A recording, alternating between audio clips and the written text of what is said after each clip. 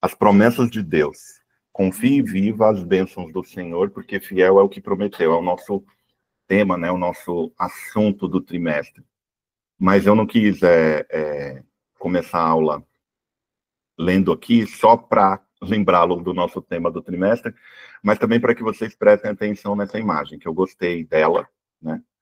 Eu estava até falando que agora esses aplicativos de apresentação, eles são uma mão na roda, porque, assim, há uns anos atrás a gente os utilizava e a gente tinha que montar todo o layout, o designer, e demorava muito tempo. Agora não, agora eles apresentam lá um layout e a gente só vai preenchendo, né?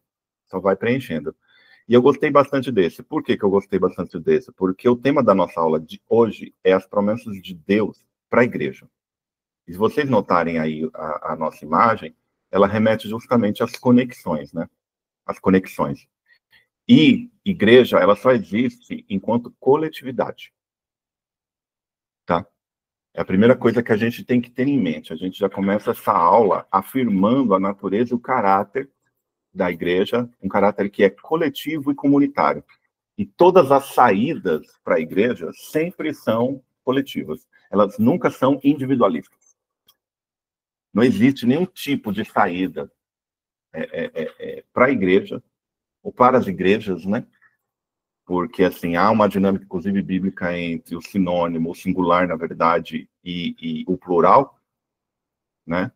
Igreja e igrejas.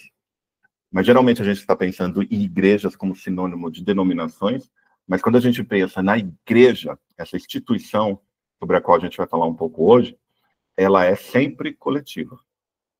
Sempre. Sempre. E a saída sempre vai ser pelas conexões. Nunca vai ser individualista. Por que eu estou te dizendo isso? Eu estou dizendo isso para vocês. Porque existe um movimento hoje, e ele tem sua razão de ser, das pessoas desigrejadas. Um movimento que, inclusive, tem crescido. Né?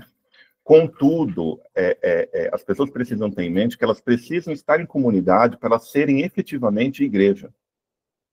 Não tem base bíblica, nem teológica, a pessoa dizer que eu sou a igreja. Ela só é igreja quando ela está inserida na coletividade. Porque se ela não estiver inserida na coletividade, ela não pode afirmar que ela é a igreja. Ela é a igreja enquanto ela estiver inserida numa comunidade, numa igreja local. Né?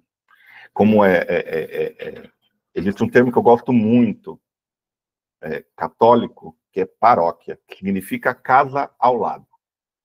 Né? Ou seja, a igreja é justamente isso, é a casa ao lado. Né? É a comunidade na qual a gente está inserido. Foi por isso que eu gostei bastante dessa imagem. Aí, como eu estava dizendo, o tema da nossa lição de hoje é as promessas de Deus para a igreja, 20 de outubro de 2024. A verdade prática, ela diz o seguinte: as promessas de Deus para a igreja são gloriosas. Promessas de vida eterna, de poder e glorificação. A leitura bíblica em classe se encontra em Mateus 28, dos versículos 18 ao 20, Marcos 16, dos versículos 15 ao 18, e Atos, capítulo 1, dos versículos 6 ao 8. Vamos ler aqui esses textos, porque eles vão ter uma certa repercussão no desenvolvimento da nossa aula de hoje. Inclusive, são textos que a Yara gosta bastante, porque ela sempre cita. Que é a grande comissão, ela sempre está citando. Não sei se vocês já prestaram atenção, sempre quando ela está desenvolvendo algum tipo de raciocínio, principalmente em relação à igreja, ela fala da grande comissão, né? Que é essa missão dada por Cristo à sua igreja, né, à sua comunidade messiânica. Capítulo 28 de Mateus, versículos 18 ao 20, diz o seguinte: E chegando-se Jesus, falou-lhes, dizendo: É-me dado todo o poder no céu e na terra. Portanto, ide fazei discípulos de todas as nações, batizando-os em nome do Pai, do Filho e do Espírito Santo, ensinando-os a guardar todas as coisas que eu vos tenho mandado, e eis que eu vos estou convosco todos os dias, até a consumação do mundo. Amém. Capítulo 16 de Marcos, que é o livro que se segue aí a Mateus, 15 ao 18, diz o seguinte: E disse-lhes: Ide por todo o mundo, Pregai o evangelho a toda criatura. Quem crer e for batizado será salvo, mas quem não crer será condenado. E estes sinais seguirão os que crerem. Em meu nome expulsarão os demônios, falarão novas línguas, pegarão nas serpentes, e se beberem alguma coisa mortífera, não lhes fará dano algum. E porão as mãos sobre os enfermos e sararão. Atos, segundo livro de Lucas, que é o 5º livro aí do Novo Testamento, Atos capítulo 1, versículo 6 a 8, diz o seguinte: aqueles, pois, que se haviam reunido, perguntaram-lhe, dizendo: Senhor, restaurarás tu, neste tempo, o reino a Israel? E disse-lhes: não vos pertence saber os tempos ou as estações que o Pai estabeleceu para o seu próprio poder, mas recebereis o poder do Espírito Santo, que há de vir sobre vós, e ser-me-eis testemunhas, tanto em Jerusalém como em toda a Judéia e Samaria e até os confins da terra. E depois desses textos, querendo ou não, eles vão retornar, né, ao desenvolvimento aqui do nosso raciocínio. Antes da gente efetivamente entrar aqui na nossa aula, a gente, na verdade, já estamos na nossa aula, a gente já está na nossa aula, eu quero falar um pouquinho sobre jargão, né? E toda a área do conhecimento tem o seu jargão. Não só as áreas do conhecimento, mas também toda a profissão. Se você notar, todo grupo profissional tem um linguajar próprio. E as pessoas de fora daquele grupo podem ter uma noção daquilo, mas não tem uma compreensão necessariamente efetiva e profunda daquilo. Porque não está lidando, né, com aquela realidade com a qual aquele grupo profissional ou de estudiosos, vamos assim dizer, lida. Quando a gente fala de estudos bíblicos teológicos, os estudos bíblicos teológicos também têm o seu jargão. E muitas das vezes a gente ouve, né? Ou lê, e querendo ou não, ao longo das nossas aulas, a gente vai citar alguns termos que fazem parte do nosso jargão, né? Inclusive, me vem à mente agora um jargão muito conhecido, que é o juridiquês, né? Os advogados, por exemplo, eles têm lá um linguajar todo próprio, que eles utilizam entre eles, utilizam nos documentos que eles escrevem, que eles produzem. Inclusive, houve um movimento, há um tempo atrás, para tornar aquela linguagem um pouco mais acessível, mais democrática, inclusive. Porque houve um tempo entre os advogados que eles utilizavam muitas expressões em latim. Então, quando você ia ler um texto daquele, se você não era alfabetizado em latim, você ficava totalmente perdido, né? Houve esse tipo de movimento também nas bulas de remédio. Não sei se vocês lembram. As bulas, elas foram, inclusive, acho que, eu não sei se foi uma portaria ou uma legislação que obrigou as indústrias de remédio a produzirem bulas mais simples, né? Porque elas eram muito complicadas e, às vezes, as pessoas queriam se informar e o ideal é que todo mundo, antes de consumir qualquer remédio, leia a bula, e elas eram muito complicadas, né? Mas houve uma facilitação. Hoje você pega uma bula, inclusive as letras estão maiores, o texto está mais claro, porque é realmente para que as pessoas entendam. Mas, assim, toda a área de conhecimento e toda a profissão tem o seu jargão. A teologia, os estudos teológicos e bíblicos também tem o seu. Então, antes da gente começar efetivamente a nossa aula, eu quero apresentar para vocês aqui algumas palavras, tá? Eu não pretendo ficar perdendo muito tempo com elas, contudo, eu pretendo apresentá-las para que, a partir de agora, vocês tenham pelo menos uma noção. Não é necessário que vocês tenham total domínio. Sempre quando alguém falar essa palavra, você vai defini-la de cor, né? Porque dificilmente, inclusive, você vai encontrar gente que sabe isso aqui de cor, mas, enfim. E são algumas palavras que se relacionam com a interpretação da Bíblia, né? E, como eu disse, são palavras que a gente sempre vai estar retomando. A gente sempre vai estar citando, mencionando, e muitas das vezes você ouve aquilo mas o que isso quer dizer?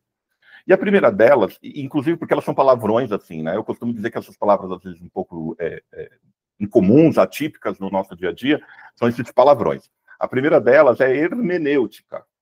E o que é a hermenêutica? Né? Como eu disse, é um palavrão. Abre aspas, é a disciplina que lida com os princípios da interpretação. A hermenêutica é a disciplina que lida com os princípios da interpretação. Alguns escritores gostam de chamá-la de ciência da interpretação. Outros preferem falar de arte da interpretação.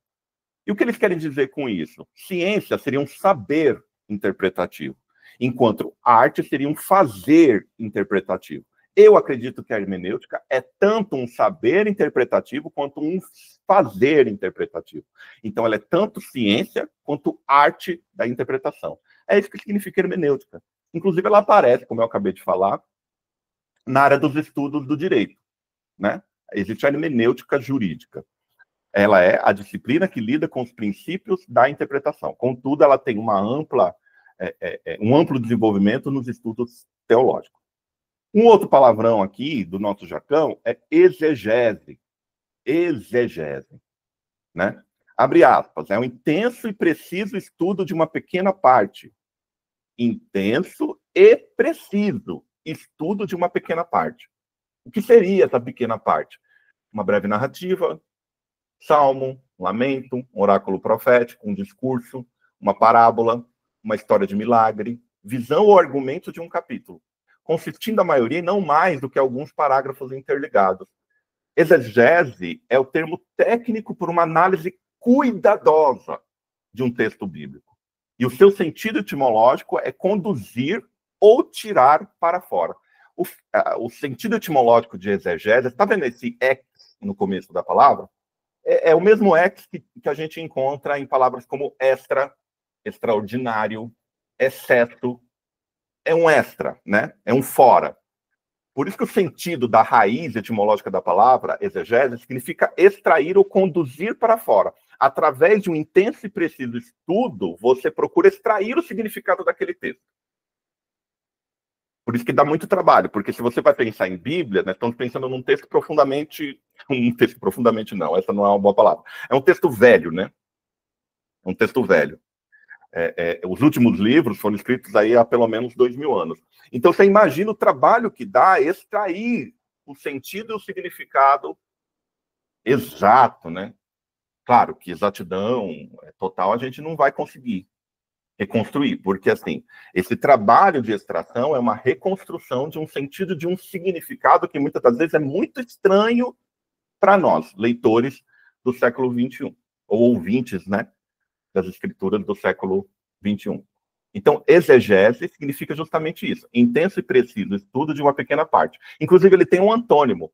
Pensa aqui no sentido etimológico. Se o sentido etimológico de exegese é conduzir para fora o significado, tem um antônimo que é exégese, que é colocar dentro.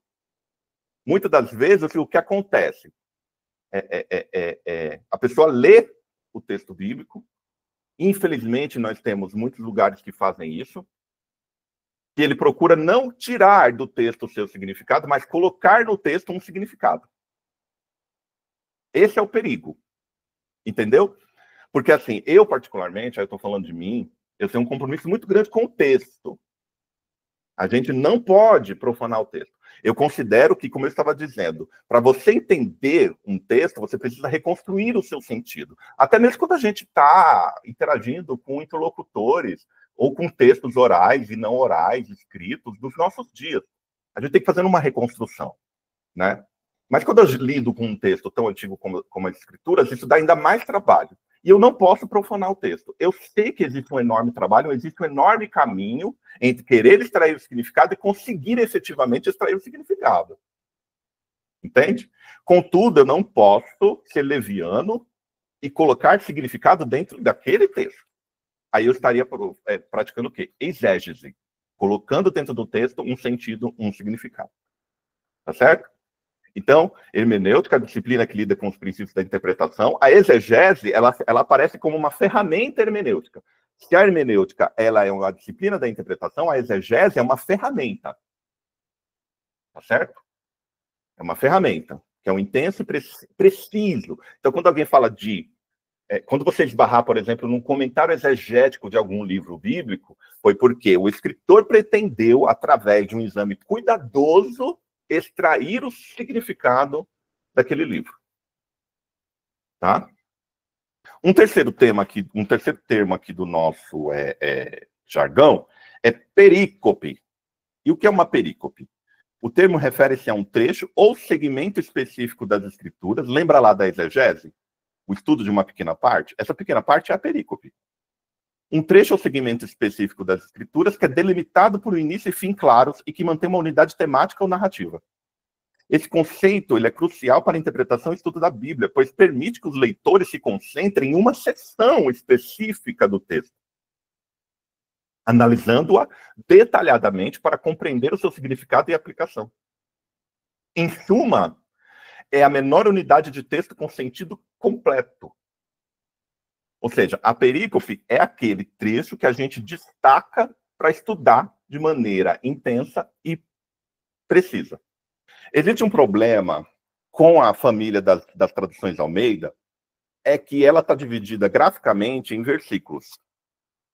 Se você pegar qualquer Bíblia Almeida,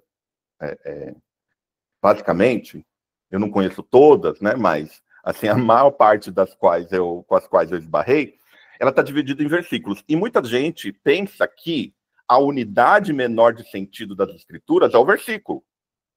E muitos, para vocês terem uma ideia, ou ficam encostados no versículo, ou até pregam em cima de versículos. Tem algum problema em você pregar em cima de um versículo? Não, mas você tem que ter um domínio muito grande do contexto daquele versículo. E não só do contexto daquele versículo, que seria o seu capítulo, que seria o seu livro, que seria todo o contexto canônico, que é as escrituras por inteiro, porque a Bíblia interpreta a Bíblia. Né? A gente pode discutir essa máxima aqui, mas vamos seguir ela, porque qualquer texto se interpreta, vamos assim dizer.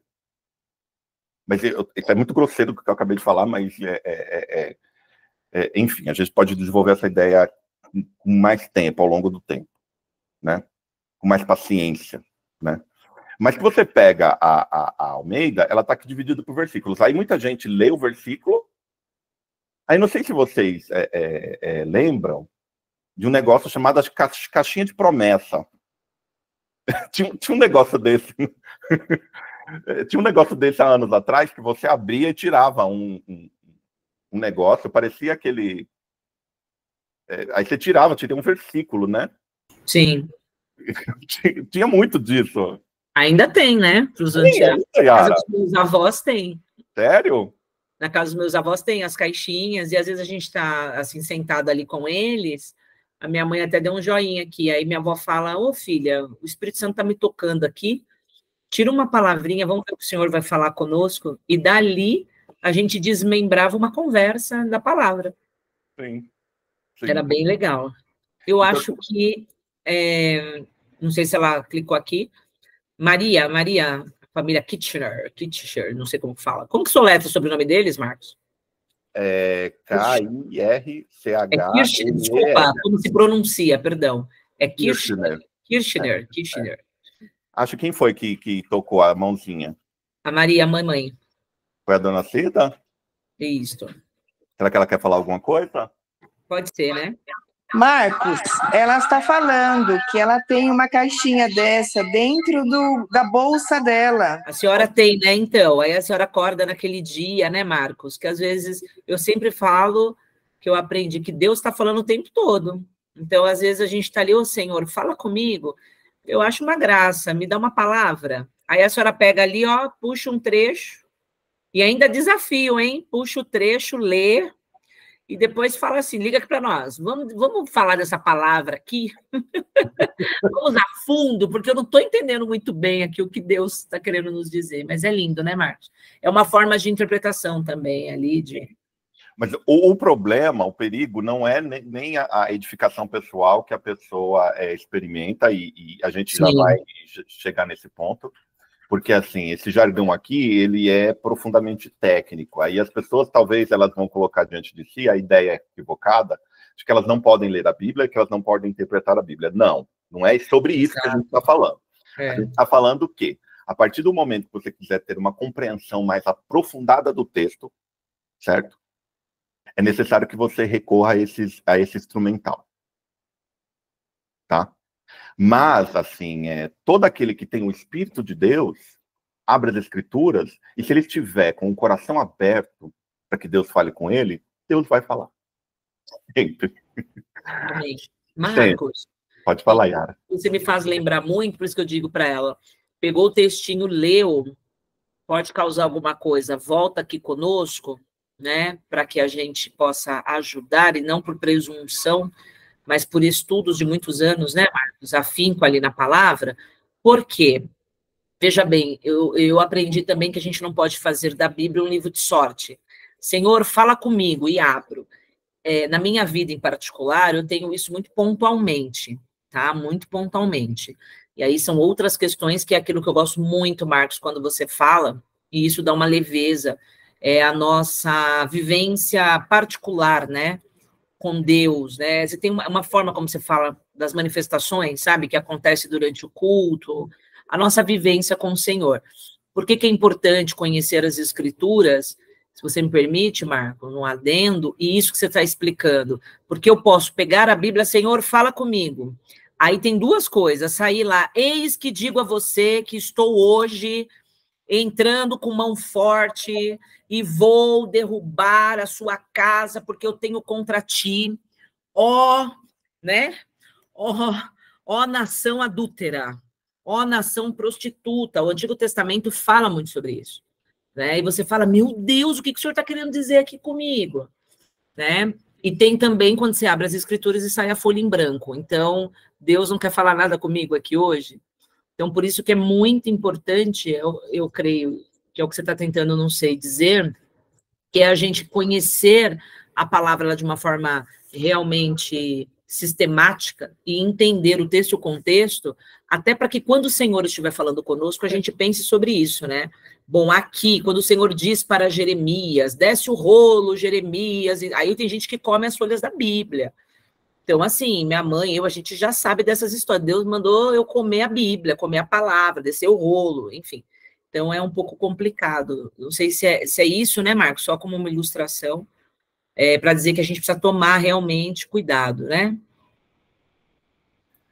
Dona Cida, a senhora conseguiu a caixinha, conseguiu pegar a caixinha para nós? Cadê? Olha lá, ó. Ah, que bonitinha, é essa mesmo. Aí tem Mas essas caixinhas, elas são estratégicas, né? Geralmente elas vêm em trechos muito específicos de alguns livros, como Salmos, Provérbios. Mas é dessa mesmo. Mas, assim, o versículo não é necessariamente a menor unidade de sentido, é a perícope. Por isso que é sempre bom lá, ó, a Elsa acabou de... Olha lá, um Provérbios, ó, 14, 17. Tem passagens muito específicas. 14, 17 diz o seguinte: o que se indigna à toa fará doidices, e o homem de maus intentos será odiado. Aqui na Almeida Corrigida Fiel. Então, mas o versículo, claro, no caso de Provérbios, às vezes os Provérbios não têm conexão necessariamente com o capítulo, então é possível você. Por isso que essas caixinhas, elas são estratégicas, porque elas tiram um provérbio realmente tem um sentido completo em si mesmo. Mas, geralmente, quando você lê outros textos bíblicos, o versículo não é necessariamente a unidade de sentido, a menor unidade de sentido. Você tem que ir para perícope, certo? E fazer um movimento nessa interpretação de zoom in e zoom out. Quando você vai para perícope, você está fazendo um zoom in. É como se... Sabe quando você pega uma foto e aquele movimento de pinça e você aumenta ou diminui? Então, a perícope, ela te permite fazer um zoom in, porque você se aproxima. Mas para entendê-la, muitas das vezes, você vai ter que fazer um movimento de zoom out e entender o contexto do livro. Entendeu? Ou compreender de uma maneira um pouco mais consistente a teologia na qual aquele livro está inserido.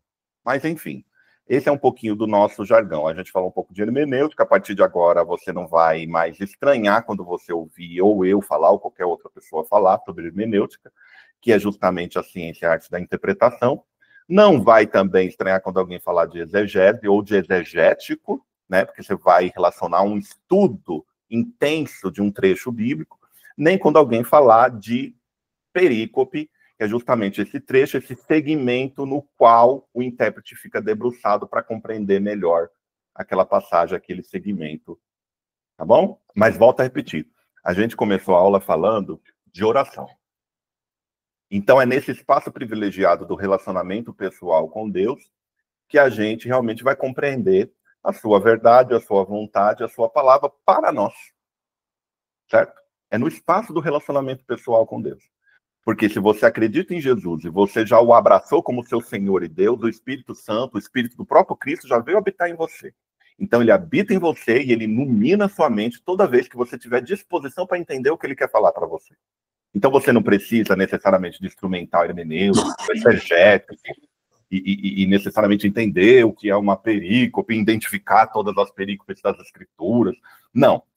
Basta você estar à disposição do Espírito Santo. Contudo, nós temos um instrumental, faz parte, inclusive, da providência do Espírito Santo, está aqui aprendendo. Tanto vocês quanto eu. Faz parte da providência do Espírito Santo. O nosso texto áureo se encontra em Mateus 16 e 18, que diz o seguinte: também eu lhe digo que você é Pedro, e sob esta pedra edificarei a minha igreja, e as portas do inferno não prevalecerão contra ela. Também eu lhe digo que você é Pedro, e sob esta pedra edificarei a minha igreja, e as portas do inferno não prevalecerão contra ela. Veja, nós temos aqui um versículo, nós acabamos de falar sobre essa questão de sempre fazer um zoom, né? In ou out, se aproximar ou se afastar para tentar compreender. Veja que esse texto, se você lê ele isoladamente, você compreende, ele tem um sentido, de certa forma, completo. Contudo, a gente precisa ir para a perícope na qual ele está inserido, certo? A gente precisa ir. Que se encontra no livro de Mateus, capítulo 16, do versículo 13 ao 20. E a gente acabou de falar aqui de alguns termos do jargão dos estudos bíblicos teológicos, e a gente vai ver na prática como isso funciona, certo? A gente vai tentar ver na prática como isso funciona. Capítulo 16 de Mateus, aqui a versão é a CF, que é a Almeida Corrigida Fiel, a partir do 13 diz o seguinte: e chegando Jesus às partes de Cesareia de Filipe, interrogou seus discípulos dizendo: quem dizem os homens ser o filho do homem? Veja bem que a narrativa, ela começa onde? Começa com a chegada de Jesus e de seus discípulos num determinado lugar.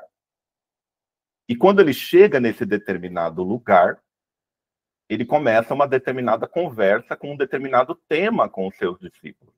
Veja que, lembra aquela ideia da perícope ser uma unidade com começo e fim? Aqui tem um começo, que é a chegada em Cesareia de Filipe. E ali Jesus começa uma conversa na qual ele pergunta aos discípulos o que as pessoas estão falando sobre ele. Tá vendo? É na prática a gente tendo contato com uma perícope, com um segmento, com uma unidade a qual a gente pode se debruçar e entender ela ali, de certa forma, do começo ao fim. Certo? Versículo 14 diz o seguinte: e eles disseram, uns João o Batista, outros Elias e outros Jeremias, ou um dos profetas. Disse-lhes ele: e vós, quem dizeis que eu sou? Veja que aqui Jesus estabelece dois grupos. Aqueles que são os seus discípulos e aqueles que não são. O que dizem aqueles que não são os meus discípulos sobre mim? Aí os apóstolos respondem. Alguns dizem que é João Batista, outros Elias e outros Jeremias, que inclusive eram as ideias sobre como o Messias ia se manifestar naqueles dias. Mas aí Jesus se esquece desse grupo que não o segue, que mal o conhece, e se volta para o seu grupo íntimo. E vocês? Quem dizeis que eu sou? E Simão Pedro respondendo disse: tu és o Cristo, o Filho do Deus vivo. E Jesus respondendo disse-lhe: bem-aventurado és tu, Simão Bar-Jonas, ou seja, filho de Jonas, porque tu não revelou a carne e o sangue, mas meu Pai que está no céu. Veja, Jesus perguntou para os seus discípulos o que dizem sobre mim e o que vocês dizem sobre mim. Pedro, tomando a frente dos apóstolos, como representante deles, diz: tu és o Cristo, o Filho do Deus vivo. Aí Jesus o elogia, dizendo que ele é bem-aventurado. Que ele é bem-aventurado, porque não foi a carne nem o sangue que o revelou isso, mas o meu Pai, Pai de Jesus, está no céu. E também eu te digo que tu és Pedro. Aí é o nosso versículo lá do texto áureo. Veja bem que, quando a gente vai para o texto áureo, a gente tem uma compreensão interessante, legal. Tá, Jesus está aqui falando com Pedro, está falando que vai edificar a sua igreja sobre uma pedra, que a gente não sabe que pedra é mais ou menos essa, mas a gente já vai chegar lá, né? A gente tem uma noção. O textuário aqui está completinho. Quando a gente vai para a perícope, o segmento ao qual esse texto está inserido, a gente consegue ter uma ideia melhor. Ou seja, essa declaração de Jesus nasceu de uma conversa com seus apóstolos, num determinado lugar, em Cesareia de Filipe. Inclusive, essa declaração que está aqui no textuário é chamada de Declaração de Cesareia. Por que é chamada de Declaração de Cesareia? Porque foi feita em Cesareia de Filipe. Certo? 18. E também eu te digo que tu és Pedro, sobre essa pedra edificarei a minha igreja, e as portas do inferno não prevalecerão contra ela. E eu te darei as chaves do reino dos céus, e tudo o que ligares na terra será ligado no céu, e tudo que desligares na terra será desligado no céu. Então mandou seus discípulos que a ninguém dissessem que era Jesus o Cristo. Veja aqui, começou e se encerrou. Começou ele chegando em Cesareia de Filipe, Jesus iniciando essa conversa, esse interrogatório com os discípulos. Teve a declaração, né, de Pedro, de que Jesus era o Cristo, o Filho do Deus vivo. Aí teve a resposta de Jesus com uma outra declaração que iria edificar a igreja sobre uma pedra. E se encerra aí com uma orientação de Jesus de que eles não deveriam sair espalhando por aí de que Jesus era o Messias. Porque era delicado falar que Jesus era o Messias, porque era uma figura esperada e uma figura política. Pelo menos a compreensão superficial que as pessoas tinham, de que Cristo, o Messias, seria uma figura política para libertá-los do jugo de Roma. Mas vocês notaram aqui como funciona? Vê que você lê os versículos do 13 ao 20, você consegue acompanhar um arco do começo ao fim. Isso é uma perícope, gente. Isso é uma perícope. Aí você passa a entender, porque do versículo 18 você faz um zoom out e você vai para um pouquinho mais longe e consegue ter uma compreensão melhor e lançar uma luz melhor sobre o texto inteiro. E eu tenho algumas perguntas aqui para fazer para vocês em relação a esse segmento, porque vocês estão pensando que a vida de vocês vai ser só essa facilidade aí, esse mamãozinho com açúcar, né? Mas eu vou fazer umas perguntas para vocês agora. Tá pensando o quê? Vocês estão igual os meus filhos. Estava falando aqui que meus filhos não me respeitam, certo? Eu vou botar o Alisson aqui para dar aula para vocês. Os meus gatos, tá, gente? São os meus 8 gatos que não me respeitam.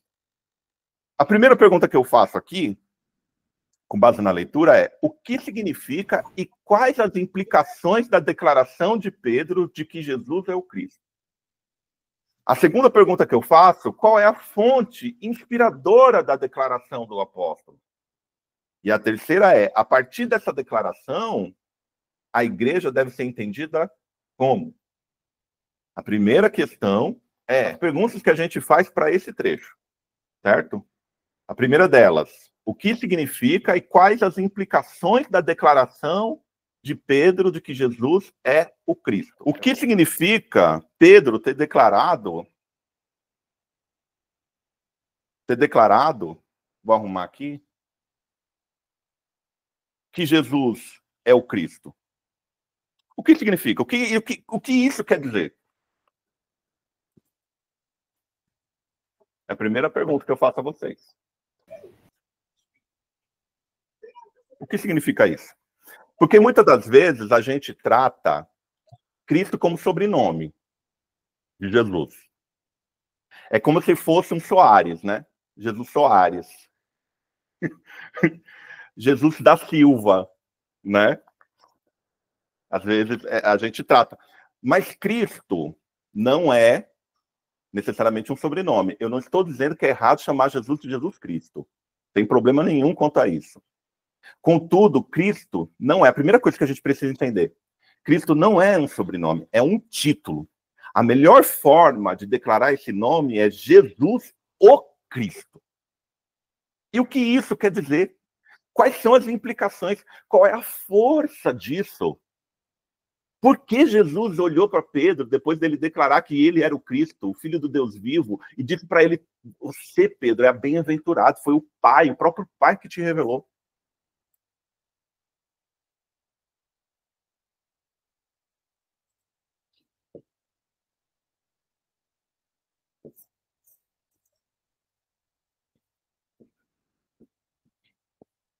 Cristos, em grego. A Yara levantou a mão. Pode falar, Yara. Enquanto eu escrevo aqui, vocês podem responder. Tá. Eu vou falar o que me veio à mente, tá? Pode falar. No tamanho do amor e o cuidado de Deus, né, para essa revelação, naquele âmbito ali, para aquelas pessoas. Me veio isso em mente. Porque é um privilégio muito grande, né? Ele poderia ter se revelado para uma multidão em algo espetacular ali, mas ele se revela no íntimo para poucos, né? Então me veio isso. Faz sentido, Fê? Porque assim, ele inclusive orienta em Christos aqui em grego, Mashiach em hebraico, coloquei aqui inclusive a transliteração, tá? Que seria como pronuncia, né? Esse último som aqui no hebraico não tem no português, por isso que é difícil transliterá-lo, mas é Mashiach, que é traduzido para nós como Messias. Então, Cristo é em grego, em Messias é em hebraico, certo? E essa revelação realmente Deus só deu para Pedro no âmbito da intimidade com o seu filho. Não foi para qualquer um. Porque, inclusive, a dinâmica da conversa de Jesus ali foi a dinâmica, ó, o que eles falam sobre mim? Ah, falam que é fulano, que é cicrano, que é beltrano, mas vocês que andam comigo, vocês que têm o privilégio de usufruir da minha presença, o que vocês dizem sobre mim? Aí Deus revela a Pedro, como apóstolo representativo, de que Jesus é o Cristo, o Filho do Deus vivo. Que, em grego, é Cristo, ou Christos, né? Ou Mashiach, Messias. Pode falar, Ricardo. Interessante, né? Foi o mais rebelde que foi revelado, né? O mais rebelde que trouxe a revelação do Deus. Para o mais difícil. Para o mais difícil. Né? Para o mais difícil. Mas o que significa isso aqui? Significa ungido.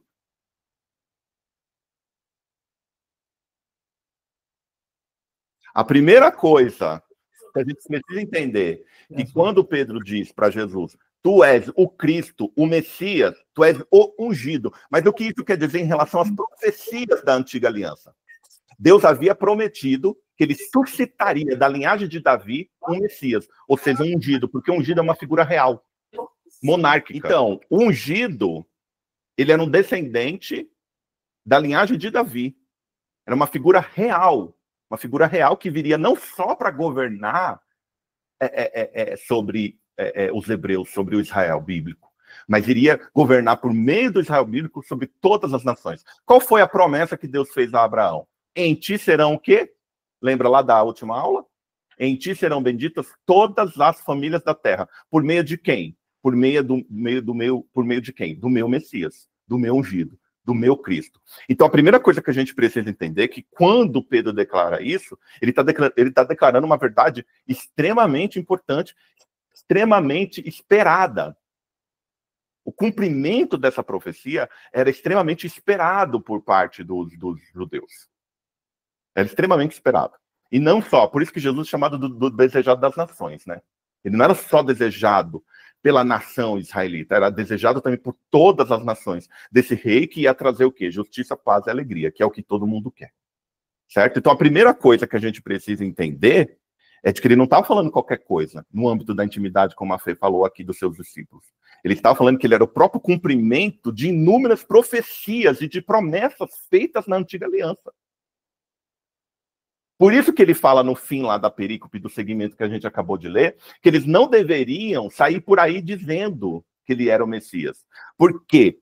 Os judeus daquela época tinham uma ideia de que o Messias era uma figura política que iria libertá-los do jugo de Roma. Ou seja, tinha implicações políticas muito grandes, que não eram as implicações que Jesus queria abraçar naquele momento, porque Jesus não estava ali necessariamente para assumir uma revolta política contra Roma. Ele estava ali para libertar as almas, não só dos judeus, mas de todos os homens. O reinado dele começava onde? No âmbito do espírito. Começava no âmbito da transformação espiritual. Então, a primeira coisa que a gente precisa entender aqui na declaração de Pedro, de que ele é o Cristo, de que ele é o Messias, o Mashiach, né, o Christos, é de que ele é ungido, o filho de Davi. O filho de Davi. Ou seja, estavam ali diante do cumprimento encarnado, o cumprimento encarnado das profecias da antiga aliança. Esse é o significado e as implicações da declaração de Pedro.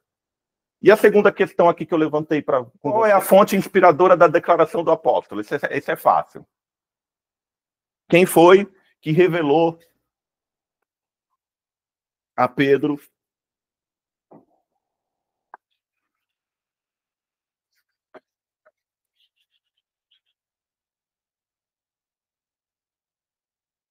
leia o versículo aí 17. Alguém abra aí o microfone e leia o versículo 17.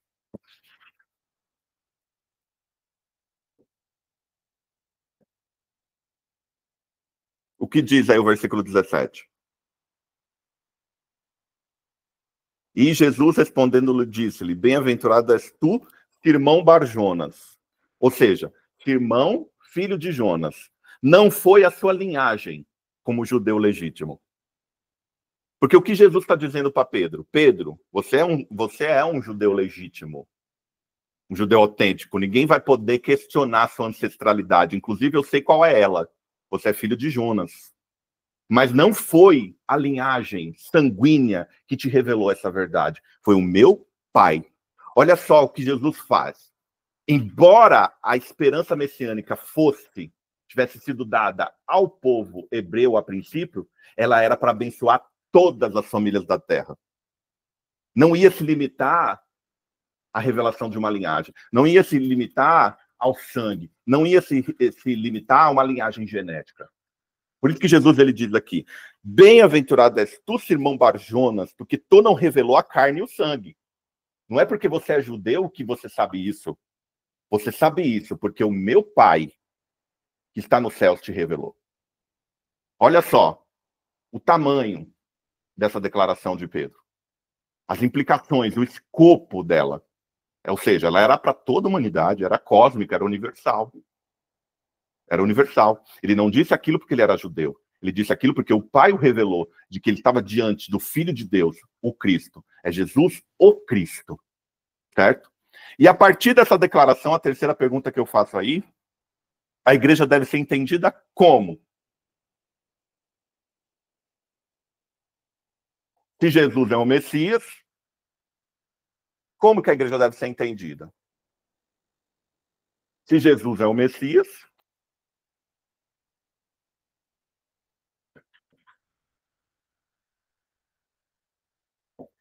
o Cristo, a igreja, sua igreja, ele diz, o que ele diz aí no versículo 18? E também eu te digo que tu és Pedro, e sobre esta pedra edificarei a minha igreja. Se ele é o Messias, a igreja é o quê? Pode falar, Ricardo. Uma das coisas que eu entendo, a gente vê muitos pastores pregar que falam sobre Pedro e pedra, sobre ele. Mas, na verdade, eu interpreto aqui como se fosse na revelação. Como se fosse a revelação que ele teve, não sobre ele. A gente já vai chegar aí. Tá bom. Perfeito. Mas, depois que Pedro, por uma revelação do Pai, revela que Jesus é o Cristo, que Jesus é o Messias, então Jesus olha para ele e fala, tu és Pedro, e sobre esta pedra edificarei a minha igreja. Então, se Jesus é o Messias, a sua igreja é o quê? Uma comunidade messiânica. É na igreja que todas as promessas que Deus fez a Israel se cumprem, por meio de Jesus. Por isso que muitos teólogos, especialmente os aliancistas, e me desculpem os dispensacionalistas na sala, me desculpem os dispensacionalistas na sala, né? Mas assim, gente, sempre eu estou brincando, mas assim, o dispensacionalismo é uma corrente teológica séria, feita por muita gente séria, entendeu? É que hoje eu caminho no caminho do meio, que é um aliancismo progressivo, que é chamado, que a gente pega inúmeros insights do dispensacionalismo e do aliancismo e interpreta as escrituras a partir disso. Então, há muita coisa que a gente aprende com os dispensacionalistas e há muita coisa que a gente aprende com os aliancistas hoje, certo? Mas isso depende de tempo. Isso é debate de teólogo, né? Mas, assim, é importante a gente entender. Por isso que, quando Jesus fala, a partir dessa declaração, A igreja é uma comunidade messiânica. Então, nela se cumpre as profecias que Deus fez a Israel como essa comunidade que um dia iria recepcionar o Messias. Ou seja, deste ponto de vista, a maior parte dos teólogos reformados vão dizer que a igreja, como comunidade messiânica, é o novo Israel. Mas isso não quer dizer que deve seguir um caminho judaizante, como a gente estava falando na última aula. Que a Yara bem trouxe na última aula alguns apontamentos sobre isso. Ser o novo Israel não é seguir o caminho do evangelho judaizante. Uma coisa é uma coisa, outra coisa é outra coisa. Mas como é que a igreja deve ser entendida a partir dessa revelação do Pai dada a Pedro, de que ela é uma comunidade messiânica? Vou até colocar aqui. A igreja é uma comunidade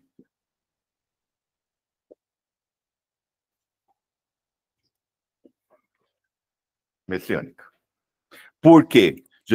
Pedro olha para Jesus e fala: tu és o Cristo, o Messias. E Jesus responde para ele: e sobre esta pedra edificarei a minha igreja. Se eu sou o Messias, a minha igreja é o quê? Comunidade, a igreja do Messias. Certo? Marcos, a gente só está falar. trocando aqui, eu poderia dizer assim, então, suponhamos, Jesus está aqui neste momento agora. Você vai ser Pedro, tá? Então, Jesus dizendo assim, Marcos, seguinte, é através de você, Marcos, que compreendeu a iluminação da minha palavra, e com isso você vai para muitos falar de mim, e assim como você, que vai, eu vou habitar, né? Porque nós somos a igreja, porque Cristo habita em nós. Então, assim como você, Marcos, terão outros. Então, eu preciso que você vá, e que você pregue, e que você fale, né? Para que eu habite em você, e assim, de você, habite nos demais. E aí, por isso que os chamados desigrejados, porque, veja bem, nós aqui hoje seríamos chamados desigrejados, por alguns, né? Se a gente olhar, porque nós não estamos dentro das denominações conhecidas. Vou usar isso um pouco, tá?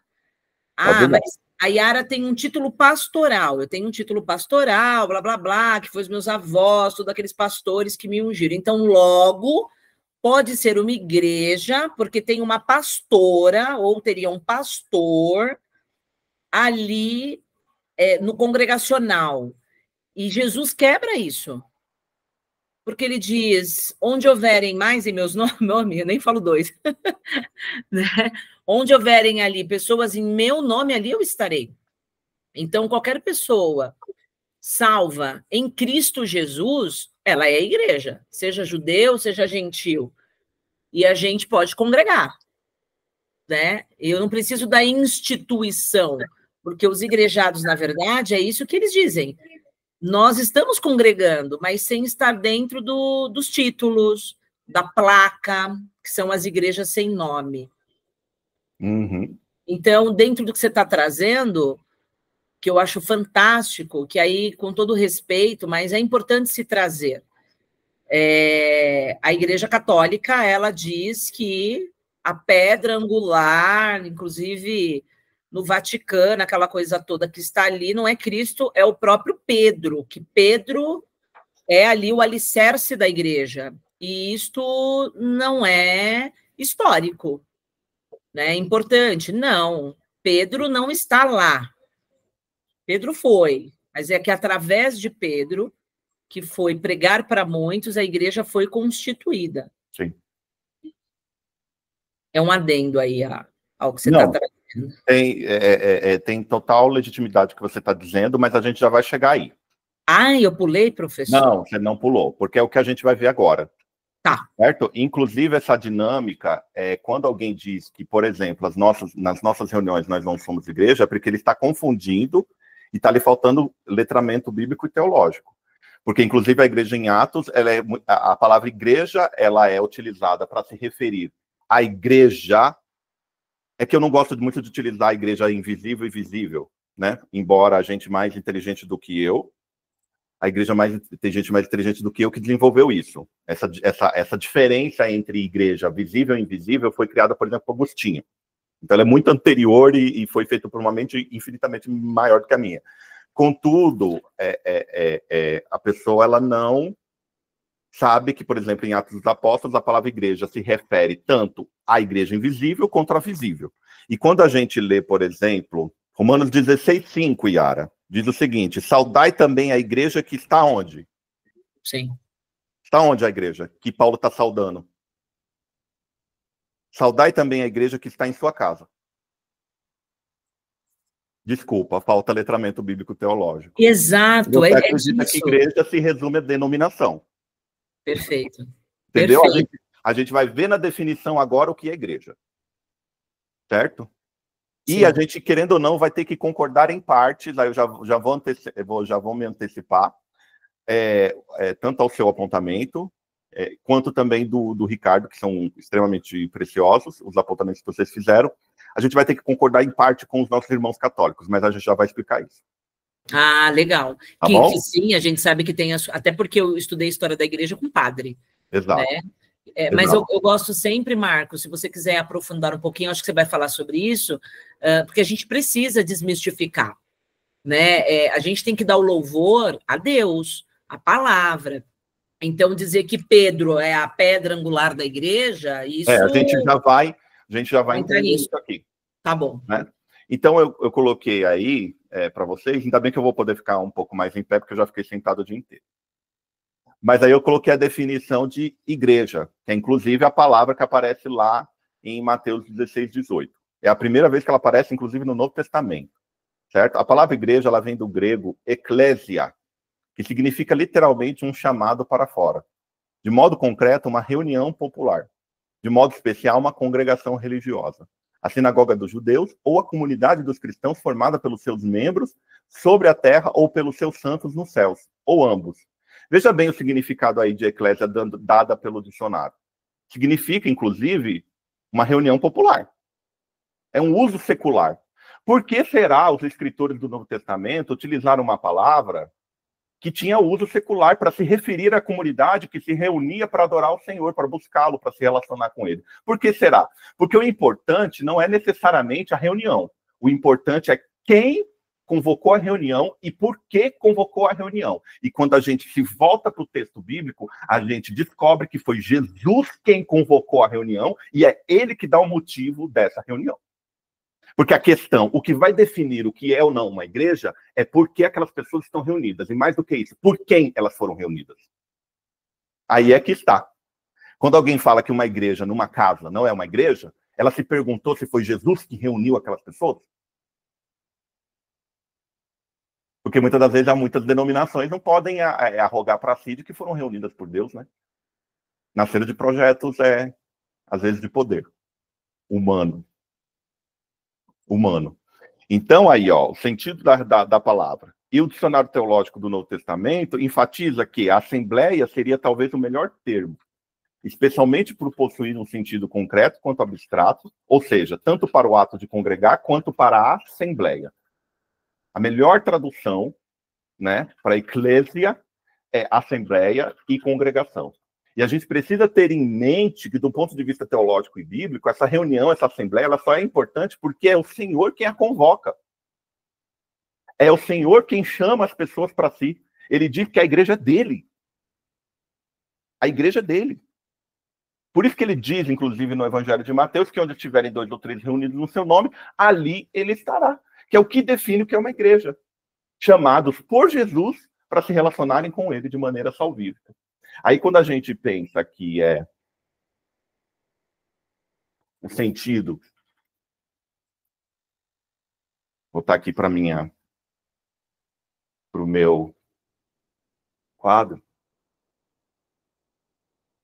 A gente vê aqui eclésia, aí eu tenho aqui a transliteração, vem de ek, fora, tá? Chamar.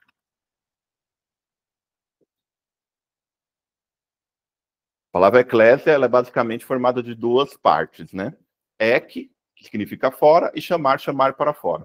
Inclusive, tem muita gente que gosta de certa forma, traduzir como a igreja é aquele chamado para fora do mundo para um relacionamento com Jesus, mas não é necessariamente isso, tá? O uso que a Bíblia faz não aponta para esse significado, embora ele seja bonitinho, ou seja, o pessoal que foi tirado do mundo, ou seja, foi chamado para fora do mundo para se relacionar com Jesus Cristo, que é o que define a igreja. E no Antigo Testamento, nós temos pelo menos duas palavras. Deixa eu escrever melhor aqui para vocês.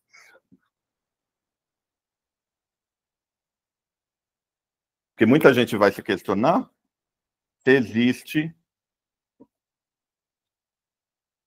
Kahal e Eda. Vou colocar aqui a transliteração.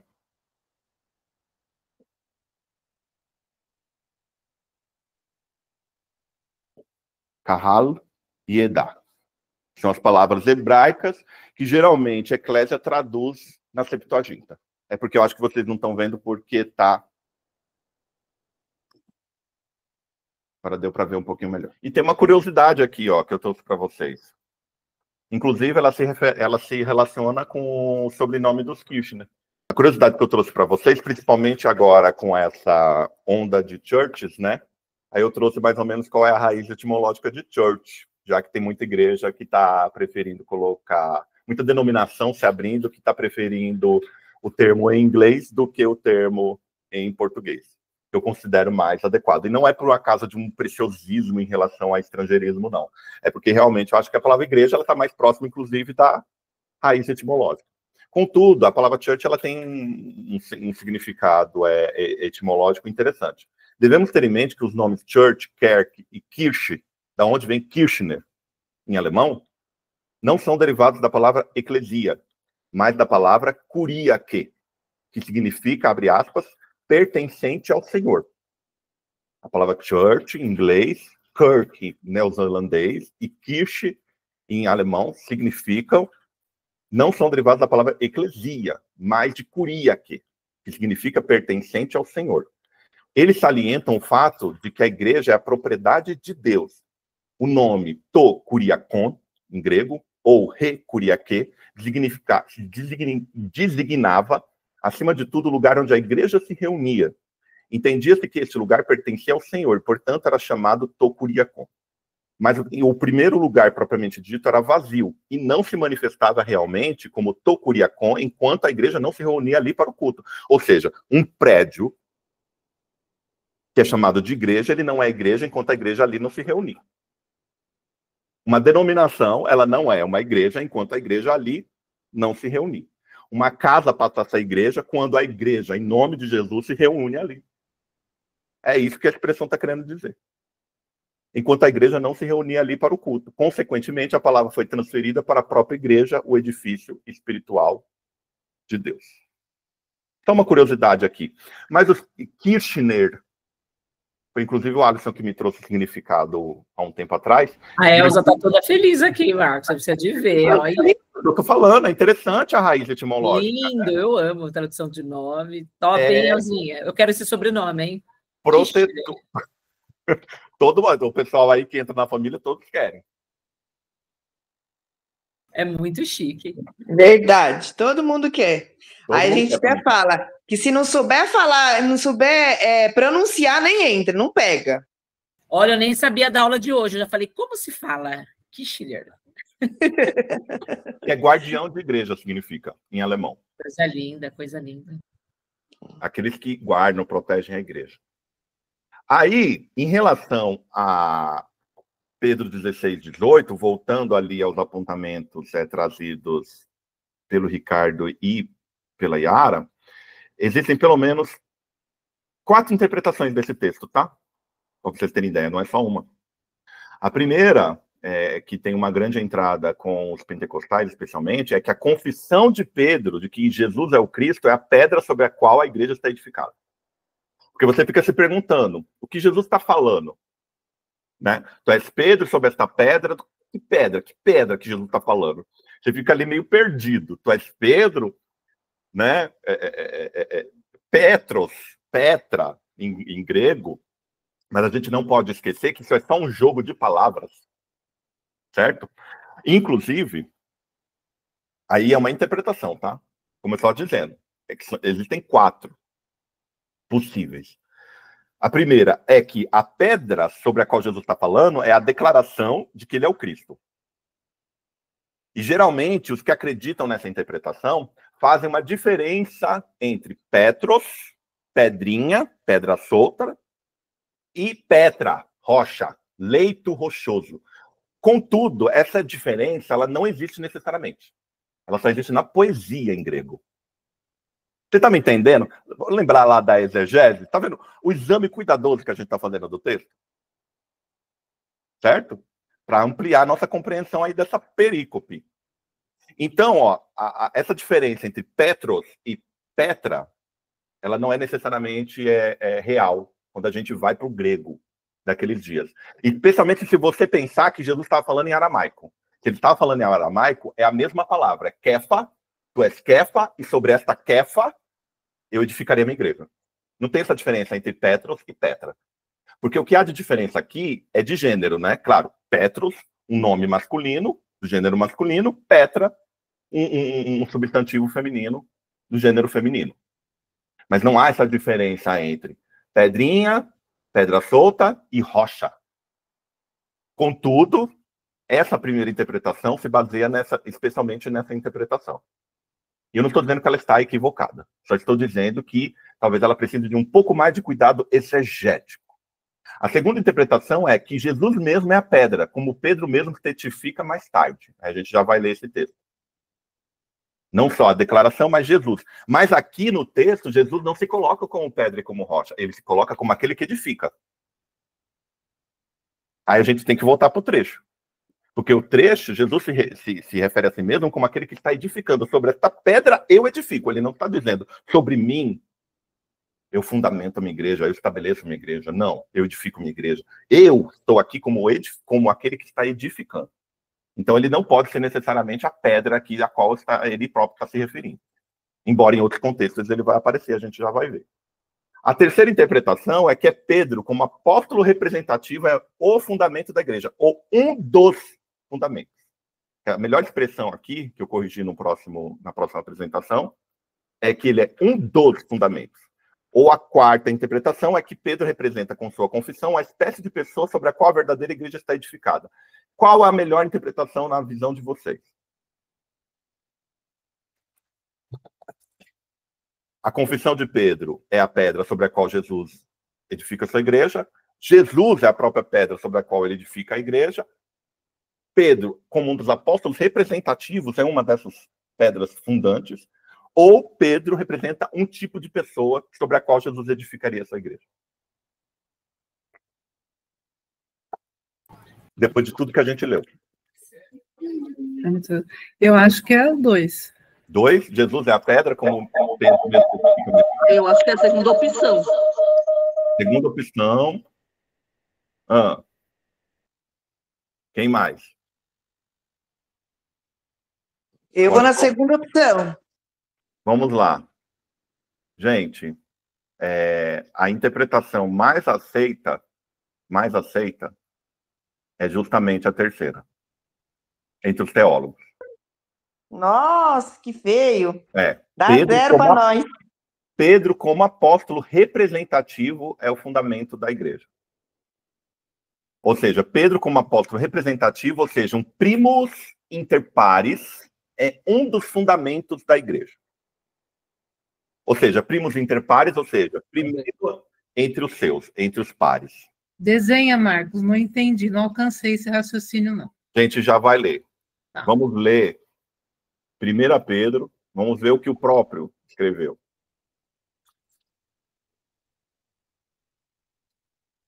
1 Pedro, depois de aos Hebreus, depois de Tiago, capítulo 2, do versículo 4 ao 8. E chegando-vos para ele, aí ele vai explicar. O problema dessa interpretação é que hipertrofiaram a importância de Pedro.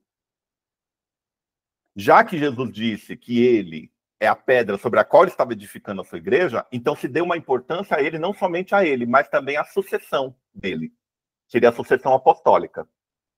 E não só isso, há também essa infalibilidade. Contudo, quando a gente continua lendo lá o texto, a gente vê que Pedro não tinha nada de infalível. Ele não tinha nada de infalível, pelo contrário, Pedro era bem infalível. Então, o problema com essa interpretação, que nós, muitas das vezes, a parte dos protestantes, rejeitaram essa interpretação, que era mais adequada ao texto, inclusive a toda a teologia bíblica, era porque a gente não queria colocar esse apóstolo nesse lugar, mas a gente precisa reposicionar o lugar desse apóstolo. E o próprio texto bíblico reposiciona. Vamos ver o que ele diz aqui a partir do versículo 4. E chegando-vos para ele, pedra viva, reprovada, na verdade, pelos homens, mas para com Deus, eleita e preciosa. Está falando de Jesus. Vós também, como o quê? Como pedras vivas. Sois edificados casa espiritual e sacerdócio santo para oferecer sacrifícios espirituais agradáveis a Deus por Jesus Cristo. Por isso também na Escritura se contém: eis que ponho em Sião a pedra principal de esquina, eleita e preciosa, e quem nela crê não será confundido. E assim para vós, os que credes, é preciosa, mas para os rebeldes, a pedra que os edificadores reprovaram, essa foi a principal da esquina. E uma pedra de tropeço e rocha de escândalo, para aqueles que tropeçam na palavra, sendo desobedientes para o que também foram destinados. Mas o que Pedro diz aqui? Ele fala que existe uma pedra de esquina, que é Jesus Cristo. Contudo, nós somos também edificados como pedras vivas sobre essa pedra de esquina. Então, quando Jesus ele fala assim para Pedro: tu és Pedro, sobre esta pedra, ele está falando de Pedro quando ele fala esta pedra. É sobre esta pedra mesmo que eu vou edificar. É sobre estas pedras vivas que eu vou edificar a minha igreja. Entende? Aí, quando a gente lê, por exemplo, também Efésios 2:20, vai ficar bem claro aí para vocês. Vamos ver o que diz aqui no 2:20. Edificado sobre o fundamento do quê? 2:20 e 21. Dos apóstolos e dos profetas, de que Jesus Cristo é a principal pedra de esquina, no qual todo edifício bem ajustado cresce para templo santo no Senhor, edificado sobre o fundamento dos apóstolos e dos profetas. Por isso que nenhuma comunidade cristã moderna inventa a roda, porque um fundamento já foi posto: Jesus, os apóstolos e profetas. Jesus, os apóstolos e os profetas. Entende? E também temos aqui, 3:5, em aos Efésios ainda, a qual noutros séculos não foi manifestado aos filhos dos homens, como agora tem sido revelado pelo Espírito aos seus santos apóstolos e profetas. Ou seja, as verdades de Deus foram reveladas a esses homens. Eles são o fundamento da igreja. Porque quando você vai para o Atos dos Apóstolos, Fê, você está lendo, me permita te expor, o livro de Atos dos Apóstolos, você vê a frente que o apóstolo Pedro toma. Quando o Espírito Santo desce sobre ele, ele lança um sermão e já converte o quê? 3.000 pessoas logo de vez. E ele assume a vanguarda, certo? Mas não só ele, os discípulos e todos os outros que vieram após, como pedras vivas, construídas sobre a pedra de esquina. E tem aqui também, aí é uma posição única, tá? Dos 12. Apocalipse 21:14.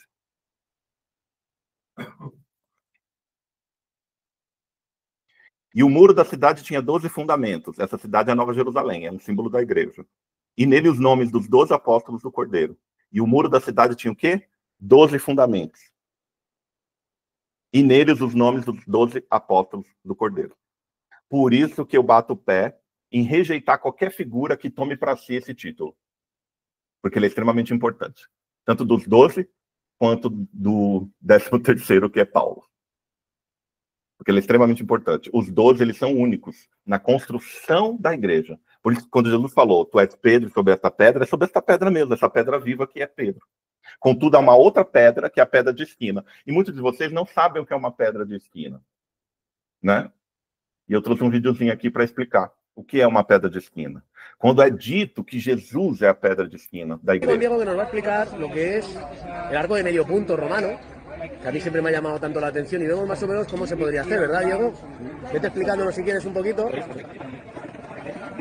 Y tenemos ahora, entre todas estas dovelas, tenemos la principal, que es la clave. Que es la clave, ¿no? Ya la cae.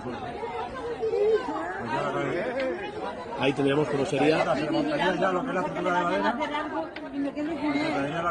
Me parece impresionante. Gracias, Diego. Entender o que é uma pedra de esquina? É aquela pedra que está no centro do arco e que segura todo o arco. Quando a Bíblia fala que Jesus é a pedra de esquina, a Bíblia está dizendo que ele segura o edifício inteiro da igreja. E não só segura o edifício inteiro da igreja, segura o edifício das nossas vidas. Jesus está nessa posição, que se for tirado, tudo vem abaixo, gente. Tudo vem abaixo, a gente precisa ter em mente isso como igreja. Se Jesus for tirado da sua posição de ser o sustentador, o edificador, a rocha angular, se ele for tirado, a igreja vem ao chão. Nós viemos ao chão. Nós viemos ao chão. Nós somos pedras vivas, mas construídas sobre essa pedra angular, que é a pedra de esquina, que é Jesus Cristo. Pode falar, Ricardo.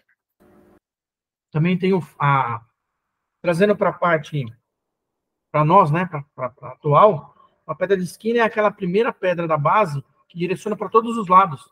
Que da mesma forma, se você tirar, cai todo o prédio. Construção civil. Exato. Que é aquela do que eu estou falando para a Fê, Marcos, do edifício, porque tem a pedra de esquina e a pedra angular. Quando nós vamos fazer um prédio, todos os prédios, aí o Ricardo é engenheiro, ele pode até dizer. Então, quando você vai construir, a primeira pedra que ela precisa ser feita é a angular, né? Que também é chamada pedra de esquina, que ela fica aqui embaixo, é chão, que é o alicerce, que todos os prédios têm. Literalmente, ela é angular. Então, ela é construída de baixo para cima, né? Ou seja, se quebra aqui, cai. Se quebra aqui também, é o que está na base. Nessa parte de fundamento, porque tendo como base que Jesus, ele como ele é o fundamento, eu não consigo enxergar Pedro ou os apóstolos como fundamento. Eu estou muito leiga nisso, não consigo alcançar esse raciocínio. Eu já ia te perguntar se estava claro para você a ideia, se estava clara a ideia. Não, mas eu entendo qual é a sua dificuldade em relação a isso. É porque... Só um adendo, Marco. Pode falar. Quando ele fala aí, você leu Efésios, né? Que ele fala sobre a pedra, sobre esta pedra, ele não está falando do personagem Pedro, ele está falando das pessoas. Se você prestar atenção, ele fala as pessoas, né? Os que virão, os que são, os que me seguem, os que pregam. Porque o Marcos falou sobre a igreja, né? O que é a igreja? É sair, né? É sair. A igreja é sair. Sair para onde? Sair para o quê? Para quê? Sair para o próximo passo. Qual é o próximo passo? O ID. Ordenança, o ID. Sair para o ID. É bem legal isso aí, bem interessante. Pedro, Fê, ele é colocado, não só Pedro, mas especialmente os 12, a igreja primitiva, o fundamento dos apóstolos e dos profetas, porque eles foram testemunhas oculares do ministério de Jesus. Eles andaram com Jesus durante 3 anos, então eles viram seus milagres, ouviram suas palavras, e mais do que isso, testemunharam a sua ressurreição. E foram os que iniciaram efetivamente a sua igreja, porque quando a gente pensa que Jesus está falando sobre ela edificarei, sobre essa pedra edificarei a minha igreja, ele está pensando especialmente no pós-ressurreição. Foi a partir da ressurreição dele que ele edifica a sua igreja. Então, quando você, por exemplo, lê Atos dos Apóstolos, ele se desenvolve a partir de um marco histórico extremamente importante, que é a ressurreição. Inclusive, começa onde? Começa na ressurreição e ascensão de Jesus, né? O Atos dos Apóstolos. A partir da verdade de que Jesus não só morreu, mas ressuscitou, a igreja foi fundamentada. Esses homens estavam na base disso. Eles foram os primeiros. Por isso que eles são chamados de fundamentos da igreja. Entende? Mas construídos ao redor do quê? De uma pedra de esquina. Se essa pedra for retirada, mesmo esses homens com tamanha importância, e eles têm tamanha importância, eu acabei de ler para vocês num texto de Apocalipse que diz que os nomes deles estão nos fundamentos da Nova Jerusalém. E que eles vão sentar em 12 tronos para julgar as 12 tribos de Israel. Não é qualquer lugar que esses 12 ocupam. Você entende? É um lugar extremamente sine qua non. É um lugar só deles, é exclusivo o lugar que eles ocupam na história da igreja, inclusive com papel teológico. Entende? E também foram os homens pelos quais Deus revelou a verdade do seu evangelho. Né? É a primeira geração da igreja primitiva. E os 12 ocupam esse lugar.